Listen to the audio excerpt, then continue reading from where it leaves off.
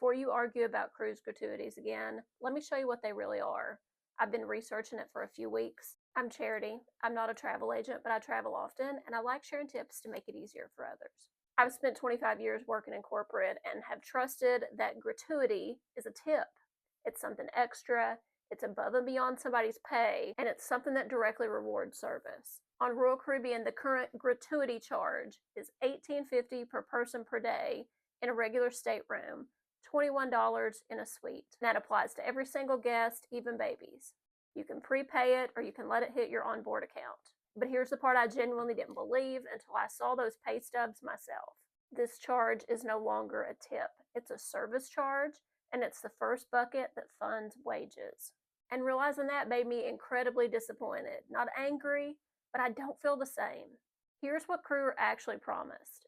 The crew in housekeeping and dining are hired with a couple parts to their compensation. They have a guaranteed minimum salary for their contract. They have room and board that pays for their food and their lodging.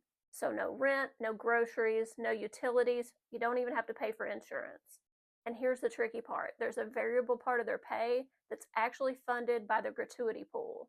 This variable portion is where all the confusion lies and everybody argues about.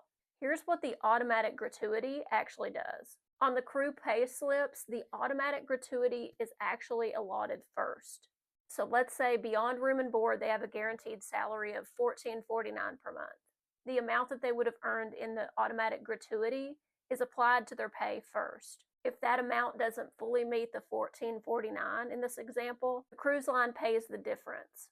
It's not that the cruise line pays them $14.49 and then the gratuity. Now let's say that the gratuity pool actually is more than their guaranteed minimum, then they could earn a little bit more than that, but that'd be extremely rare. So yes, automatic gratuity can increase somebody's pay, but by a small amount.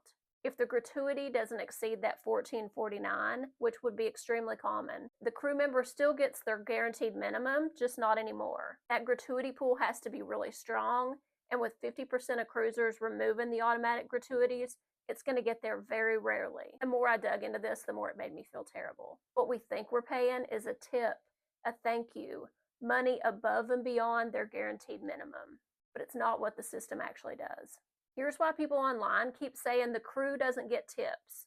What they're reacting to is that most of the automatic gratuities don't feel like extra to the crew because it's funding their wages. It's not that the money doesn't go to them, it's that it usually doesn't increase their pay beyond what they were going to make anyway. And that's the distinction that matters.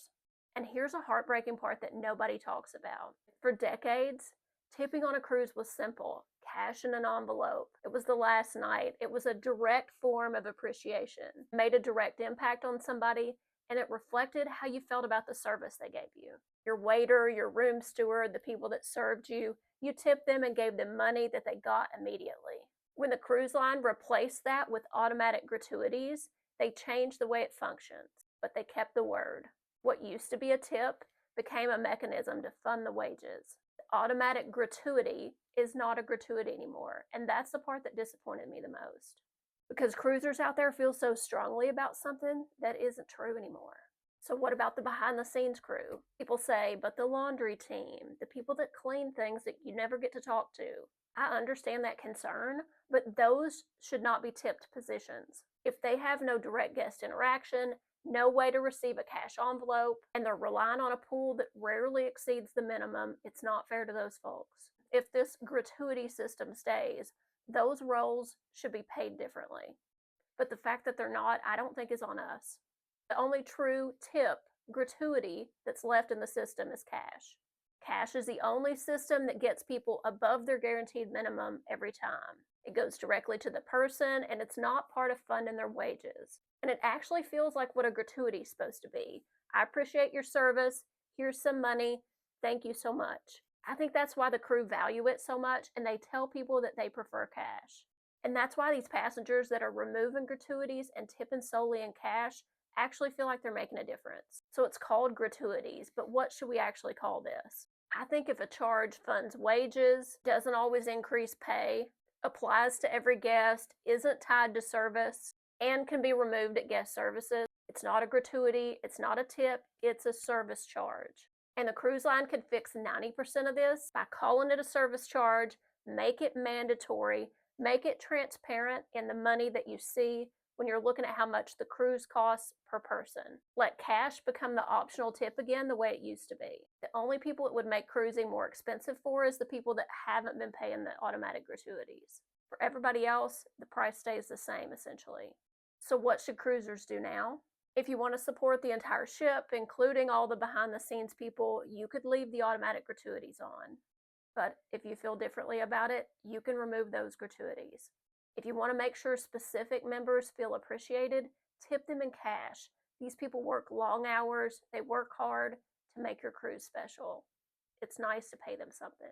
And if you want transparency, push for this to be called a service charge, because that's what it is. And if somebody tries to shame you for asking questions, they're defending a system that I don't think they actually understand.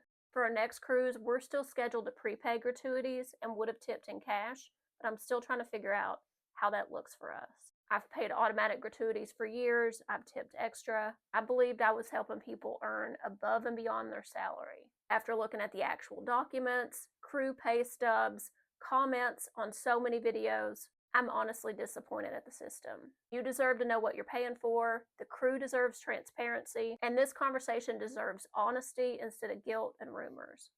Let's talk about it in the comments.